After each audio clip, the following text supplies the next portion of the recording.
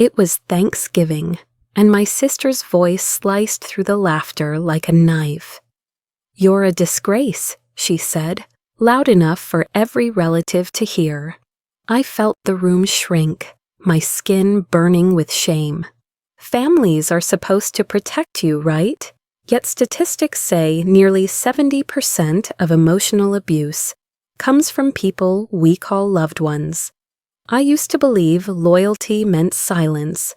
I used to think blood meant safety. But that night proved me wrong, because just when I thought I would break, her fiancé stood, bowed his head, and called me 2 words. "Your Honor." It was 2 a.m. when the phone rang. My mother's name glowed across the screen, and even though exhaustion pulled at my body, I answered without hesitation. Her voice was sharp, urgent, as if a crisis had struck. "I need you to drive over right now. Your sister had a fight with her fiancé, and she's too upset to be alone. Bring her that herbal tea she likes." There was no hello, no consideration that I had court the next morning. I threw on a sweater, grabbed my keys, and obeyed like I always did. That was the pattern. Their smallest discomfort outweighed my life, my sleep, my boundaries.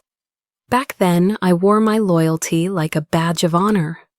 I told myself that family came first, always. I believed that sacrifice was proof of love, that giving endlessly would secure my place in their hearts. Every lecture my parents gave me growing up, every tearful confession my sister made, cemented that belief. And so I ignored the exhaustion, the quiet resentment building in my chest. If anyone had asked me, I would have smiled and said, "Family is everything." But looking back, I see it clearly, the chains disguised as devotion. That night was not about helping my sister heal. It was about reminding me of my role. I was the fixer, the provider, the one who carried weight so others could be light. When I stood in her kitchen, tea in hand, and she barely muttered thanks before collapsing onto the couch, I thought I had kept the family intact. In truth, I had erased myself a little more. I want you to imagine this, the people you love most dialing your number only when they need you. No small talk, no kindness, only demands. At first you think, they trust me, they need me. But after years, you realize what it really means. You are their safety net, their silent servant. That was me, and yet I convinced myself it was love. The red flags were there, flashing like sirens I refused to hear. My mother had perfected emotional blackmail. If you don't help your sister, what kind of daughter are you? My father believed money was the only form of affection, and since I earned more, I was expected to share. My sister became a master at gaslighting. If I ever hesitated, she'd tilt her head, sigh, and whisper, "You're being selfish again. No wonder nobody respects you." I swallowed those words like poison disguised as truth. For years, I funneled money into bills that weren't mine, covered debts my sister refused to acknowledge, and smiled at family gatherings when they praised her success. I told myself that my silence preserved peace. In reality, it enabled their cruelty. The turning point came in the smallest, strangest way. A screenshot. It was sent to me by mistake. A fragment of a group chat I hadn't been invited into. My sister's name lit up the thread, followed by my mother's, my cousin's, even an aunt I once trusted. They weren't just venting, they were strategizing.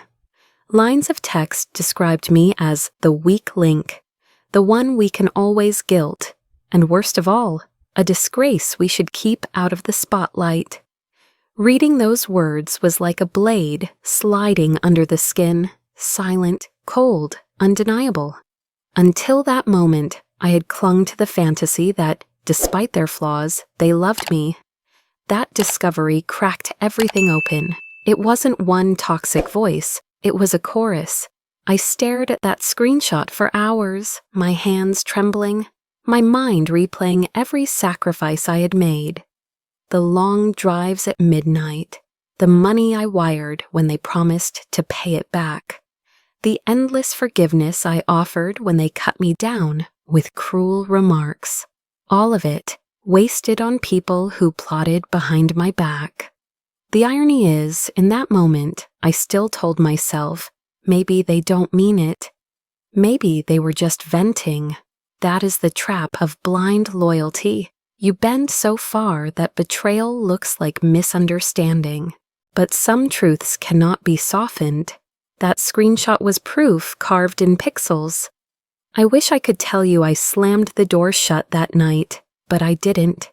Instead, I tucked the evidence away, my heart breaking but still trying to rationalize. That is how deep their chains ran. I wasn't ready to fight, not yet, but I began to watch, to listen, to see the small cracks in the lies. And here's the part you need to understand. Betrayal never announces itself with a grand entrance. It whispers in patterns, in repeated asks, in the silence when you need them most. For me, the whispers became a roar I could no longer ignore. I thought they loved me, but that screenshot told a different story, one that would change everything. Thanksgiving has a way of making everything look perfect on the surface. Candles glowing, laughter bouncing between walls, the smell of roasted turkey filling the air. But behind that picture of warmth was the tension I carried like an invisible weight. I had agreed to come, telling myself it was just another family gathering, nothing more. Yet something inside me whispered this night would not be like the others. Dinner had barely settled onto the table when my sister stood. She didn't tap her glass politely or wait for quiet. Her voice rose above the chatter, sharp and deliberate. "I can't believe we're all pretending she belongs here," she said, her finger slicing through the air toward me. "She's a disgrace. She embarrasses us every time she opens her mouth." The room froze. Forks clattered against porcelain. Conversations died mid-sentence. My chest burned, my ears rang, and all I could hear was the echo of that word, disgrace. I wanted to disappear under the table, to run outside into the cold November air, and never come back. My vision blurred, and for a moment I thought I might faint. Every eye turned to me, waiting, some with pity, others with poorly hidden satisfaction. My mother looked down at her plate, unwilling to meet my gaze. My father sighed, heavy and theatrical, as if confirming her words. My cousins whispered into their napkins, and my aunt smirked as if she'd just been proven right about me. The weight of humiliation was unbearable. I wanted to scream, to defend myself, but no words came. My throat closed, my body rigid. Shame wrapped around me like chains, pulling me deeper into the pit my sister had dug. I pushed my chair back slightly, the thought of leaving flashing in my mind. I don't need to stay. I don't need to endure this. My legs trembled, ready to carry me out of the house, away from their stares, away from that word. I had already rehearsed the moment in my head 1,000 times. I would drive away in silence, and later, when they called to scold me, I would let the phone ring. That would be my quiet rebellion. That would be my escape. But then something happened that rewrote the script. Her fiancé, sitting just 2 seats away from me, slowly rose to his feet. The room, already hushed, seemed to fall into complete silence. He turned toward me, and to everyone's shock, including mine, He bowed slightly, his voice steady and clear. "Your Honor," he said. 2 words, 2 simple words that detonated like an explosion in the middle of that dining room. Gasps rippled around the table. My sister's face drained of color, her smirk collapsing into horror. My mother's fork slipped from her hand, clattering onto the china. Cousins exchanged confused glances. The silence that followed was louder than any insult I had ever endured. I felt my own body stiffen, not with shame this time, but with disbelief. He knew who I was, what I had built, what I had fought for outside the prison of this family. And now, so did everyone else. My sister stammered, her voice cracking. What are you doing?" But the damage was done. The title hung in the air, undeniable, inescapable. For the first time in years, I wasn't the disgrace. I was the one with a name that carried weight, authority, respect. The irony twisted like a blade in the room. She had tried to humiliate me, but instead handed me the stage. I caught my breath, steadying myself. I didn't smile, didn't gloat. Inside, though, there was a flicker of something I hadn't felt in a long time, validation. Not because he had defended me, but because the truth had found its voice without me having to beg for it. It was a release, like surfacing after years underwater. I could feel the shame slipping, replaced by something steadier, heavier, resolve. I didn't need to scream to be heard anymore. The silence spoke for me, and yet, even in that brief moment of vindication, I knew this was not the end. This was only the crack in the facade. Families like mine don't collapse in a single breath. They claw, they fight, they spin webs of denial until you doubt your own memory. I glanced around the table at the shock still plastered across their faces. My sister's eyes darted, searching for control she no longer had. My parents looked wounded, as if my mere existence threatened the family's reputation. They didn't know that what had been revealed tonight was only the beginning. I sipped my water, my hands steadier now, my voice silent but strong inside me. For once, I didn't feel the urge to defend myself. The truth had spoken on my behalf, and it was louder than anything I could have said. But let me tell you this. If you think that moment was my victory, you're wrong. It was just the spark. The firestorm was still to come. After that Thanksgiving dinner, the silence of my car felt louder than the uproar inside the house. My hands gripped the steering wheel, but I didn't drive. My sister's word, disgrace, still echoed, but so did his, your honor. The contrast cut me in half. That night I realized something. Humiliation had always been their weapon, but truth was mine. So I began gathering proof. At first it felt petty, like I was hoarding scraps of betrayal. But the more I collected, the clearer the picture became. Screenshots of text messages where my sister joked about bleeding me dry. Emails from my parents asking for money under false pretenses. Even bank transfers I'd forgotten, money siphoned from accounts we once shared. Digital footprints never disappear, and theirs stretched back years. One night, I sat hunched over my laptop, my eyes burning as folder after folder filled with evidence. I had thought my family's cruelty was random, emotional outbursts of flawed people, but the data told a colder story. This was strategy. I wasn't just the scapegoat. I was the resource, the well they tapped whenever they pleased. Then came the twist I didn't expect. A week after Thanksgiving, her fiancé reached out to me directly. At first, I braced for confrontation. I thought he would defend her, maybe demand I stay quiet. Instead, His voice on the phone was low, almost apologetic. "I should have said something sooner," he admitted. "I've seen things you need to know." Within hours, I had a folder in my inbox. Recordings of conversations, secret group chats he had been dragged into, screenshots of her mocking me to friends, even financial documents that revealed her siphoning money from accounts meant for their wedding. It was damning. And the most shocking part? He had been holding onto it, waiting for the right moment to expose her. Thanksgiving had only accelerated the reveal. My hands trembled as I clicked through the files, the weight of betrayal pressing heavier with every new piece of evidence.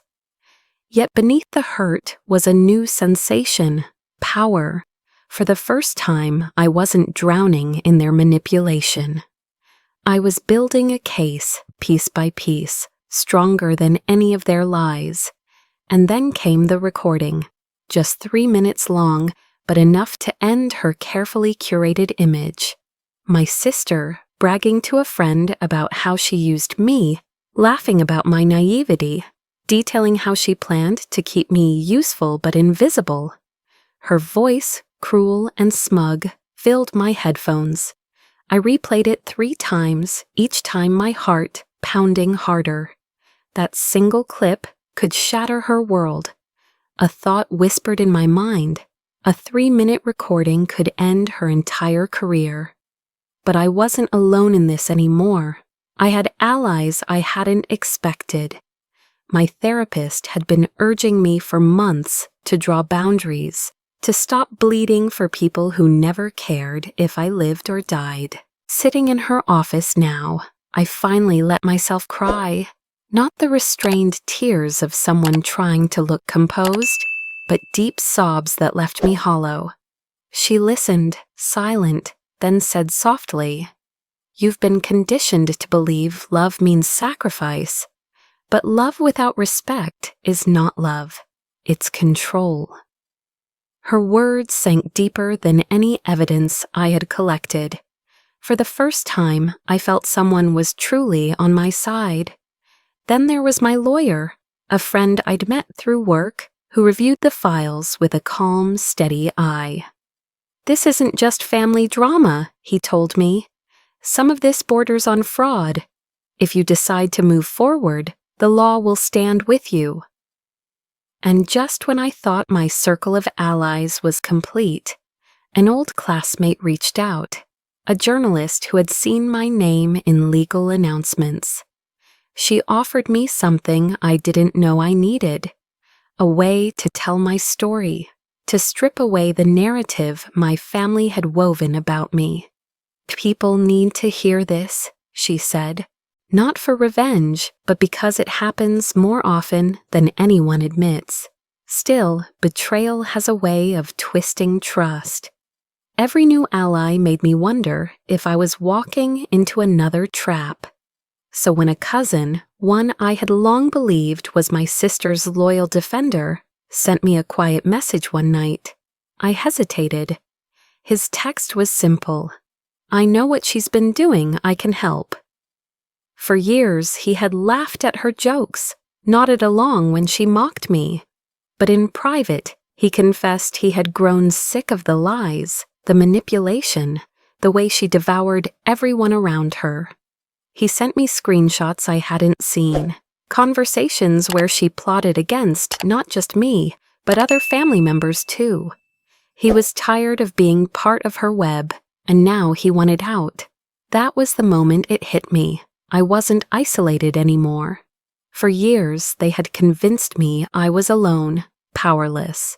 But in truth, cracks had been forming in their empire all along.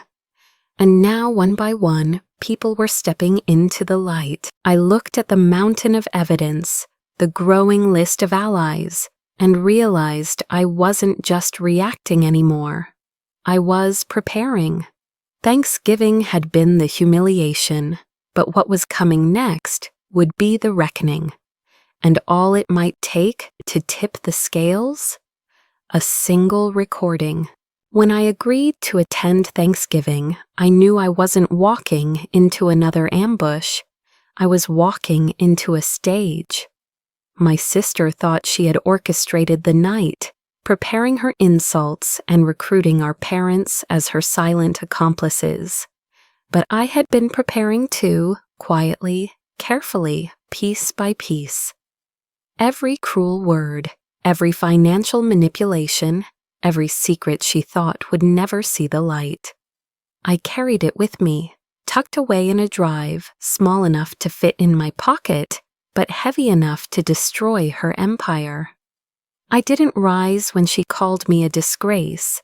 I didn't shout when my parents looked away in embarrassment. I let the humiliation wash over me, because humiliation was the bait. What no one knew was that a small phone, propped discreetly on the mantel, was live. The internet was listening, and while my family thought they were silencing me, they were amplifying themselves. The moment her fiancé bowed and called me Your Honor, the feed lit up with comments. Strangers across the country were already asking, "What's going on here? Why would he call her that? Is this staged?" They didn't know it yet, but they were witnesses, uninvited jurors to the spectacle of truth. When the dinner reached its boiling point, I excused myself briefly, as if too shaken to stay. In the quiet of the hallway, I pressed a button. Evidence, screenshots, voice notes, fragments of their deceit slid onto the live feed. Gasps erupted in real time from strangers online. My sister's laughter, bragging about using me, played across 1,000 phones. My mother's text messages, guilting me into debt, scrolled across the screen. A simple caption anchored it all. They called me Disgrace. Here's the truth. Back in the dining room, no one yet realized what had begun. They still thought this was their domain, their rules, their story. But outside those walls, a different narrative was taking shape. They didn't know the entire truth was still waiting, darker, sharper than anything I'd revealed so far. They didn't know the live stream was only the opening act, because the real reckoning had just begun. The reaction came swiftly. By the next morning, their smear campaign was in full swing. My sister plastered Facebook with posts about family betrayal, spinning herself as the victim of jealousy. My mother posted about children who forget their roots, thinly veiled attacks aimed at me. Cousins reshared, adding comments about how money doesn't make you better than blood. It was a digital lynching, desperate and sloppy. At first, their words stung. Seeing my name twisted into lies, watching distant relatives join the chorus. It was a familiar pain, sharpened by its public stage. But I had prepared for this too. My allies were ready. My lawyer flagged potential defamation. My journalist friend reached out for fact-checking. And strangers who had seen the live stream began flooding their posts with questions they couldn't answer. Then came the twist I could never have planned. A stranger, just a follower who had stumbled across my stream, sent me an email. Attached were documents I had never seen, property transfers, hidden accounts, proof that my sister had not only manipulated me, but stolen from others in the family as well. I recognized her name, the message said. She scammed my cousin years ago. Here's what we kept. I sat in my car that night, parked under a street light, scrolling through the files with shaking hands. It was worse than I had imagined. Layers of fraud, manipulation that stretched beyond me. Tears blurred my vision, hot and relentless. I cried until my chest ached, until the windshield fogged.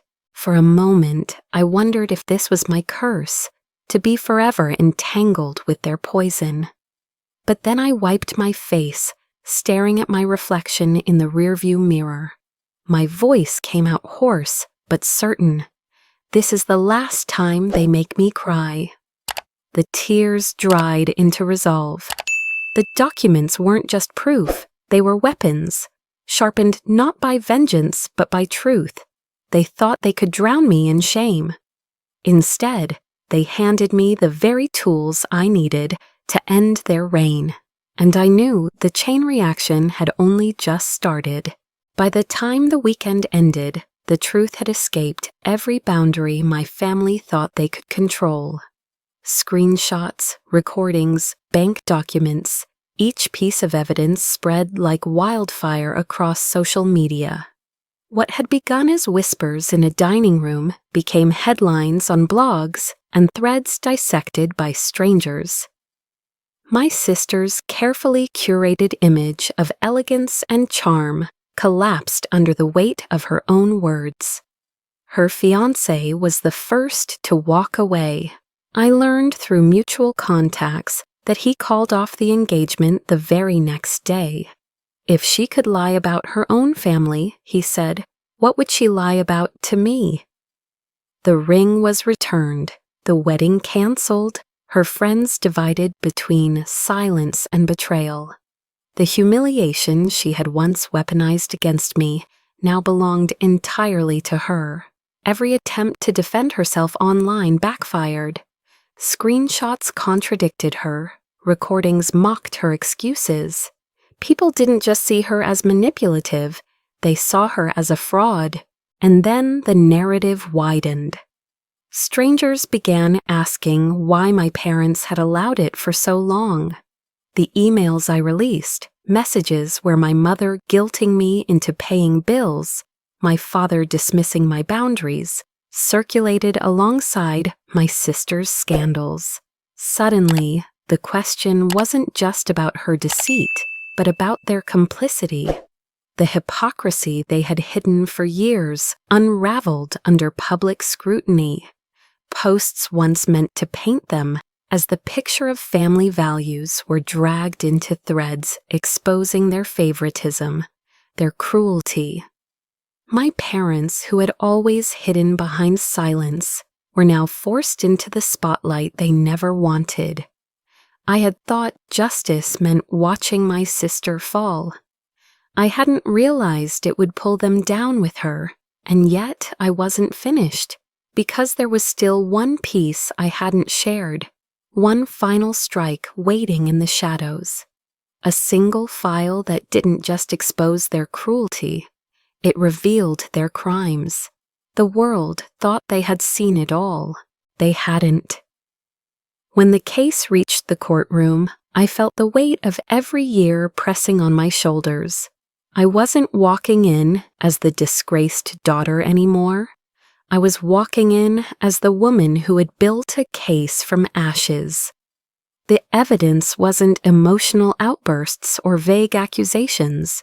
It was concrete. Bank transfers, forged documents, fraudulent signatures. The judge listened, the jury listened, and outside, the world listened too. Clips of the proceedings were shared online, commentators dissecting every moment. What had begun as family betrayal had become a story of systemic manipulation. The verdict was clear: fraud, defamation, emotional abuse documented and undeniable. For once, the law wasn't something my family used against me. It was the shield I had built to protect myself. The courtroom erupted in whispers as the ruling was read. My sister crumbled, her face pale and eyes darting. My parents sat rigid, their composure cracking. They weren't just losing the battle for reputation. They were facing financial and legal consequences that would stain their names permanently. Then, in a twist no one expected, another relative stepped into the light. My aunt, who had always seemed neutral, was discovered in the documents as well. Her signature appeared on fraudulent transfers. She had been part of the machinery, profiting quietly while my sister took the spotlight. When her name was read in court, the gasp was audible. The betrayal was deeper than I'd ever realized.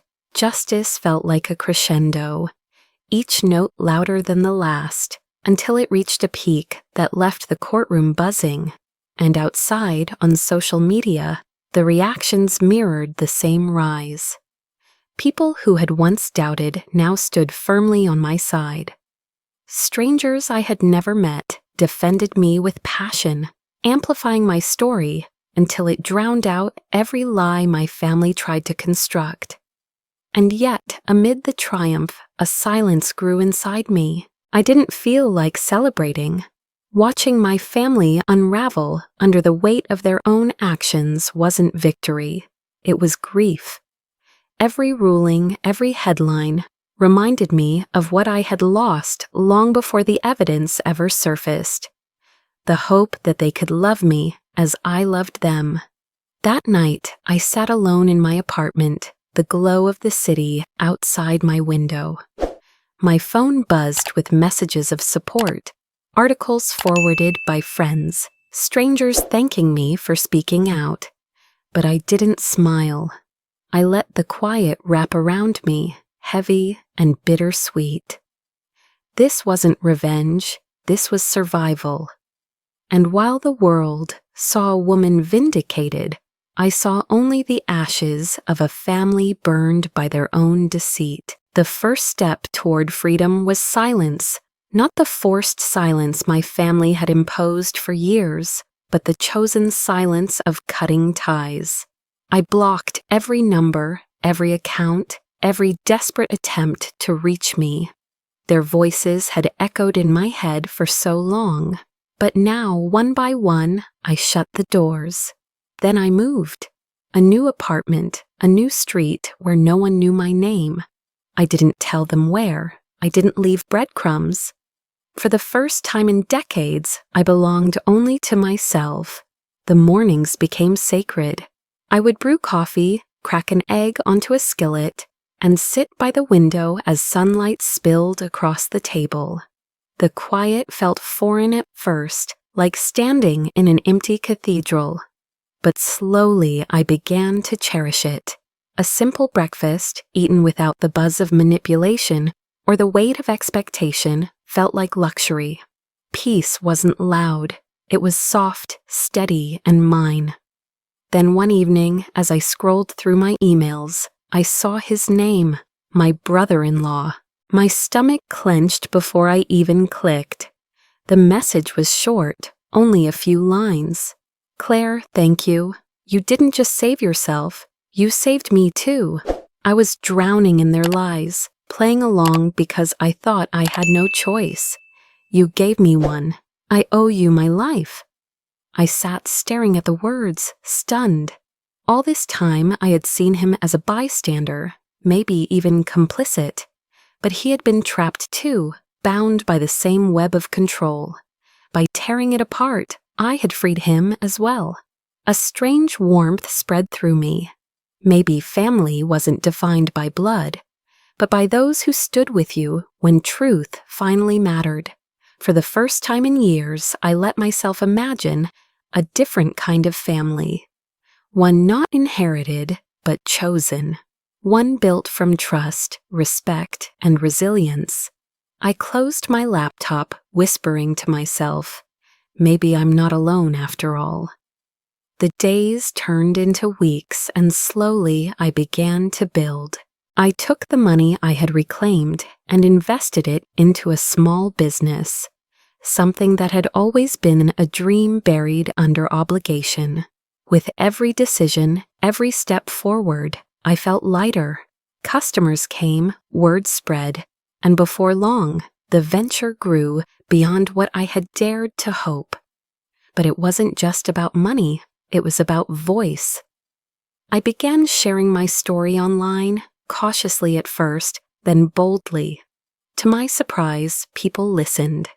Strangers messaged me with their own tales of toxic families, of silent suffering. Hashtags formed. Piesho no contact movement until your receipts don't lie. And suddenly I wasn't a lone survivor. I was part of a wave. The irony wasn't lost on me. The family that tried to erase me had inadvertently made me a voice for thousands. My pain had become power, not because I clung to bitterness, but because I refused to let it define me anymore. There was a moment, standing in front of a small audience at a community event, telling my story, when I looked out and saw tears in other people's eyes. And instead of rage or triumph, I felt compassion. I didn't want revenge anymore. I wanted liberation, not just for me, but for them. That was the twist I hadn't expected, that my victory wouldn't end with their downfall, but with my choice to rise without hatred. I didn't hand them forgiveness as a gift. I claimed it for myself, so their chains could never bind me again. In time, love found its way back into my life, not the desperate kind that begged to be seen, but the quiet, steady kind that grew from mutual respect. I built friendships, partnerships, and eventually, something close to a new family. A family I chose, a family that chose me back. I am not a cold warrior. I am not a statue carved from pain. I am a woman who bled, who broke, who rebuilt, and who still feels, still cries, still hopes. When I look at the mirror now, I no longer see the forgotten daughter. I see someone who took the ashes of betrayal and built a future brighter than anything her past could imagine. I didn't just win back the inheritance. I didn't just expose the lies. I took back myself, and that is the kind of victory no one can ever take away again.